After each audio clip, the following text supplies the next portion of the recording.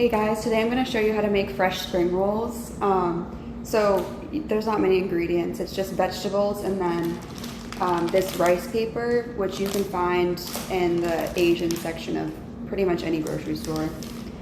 And then we're just going to soak the rice paper in water and then cut up these vegetables and put them in it.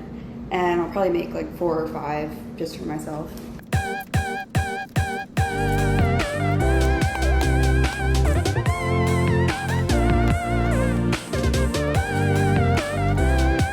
So I have my rice paper soaking in hot water right now. It has to be hot water so it'll get soft, so I'll be able to roll it. And so you soak it for about 20 seconds and then I'm gonna take it out and it looks like this. And then I'm gonna spread it out and put the rest of the vegetables in it.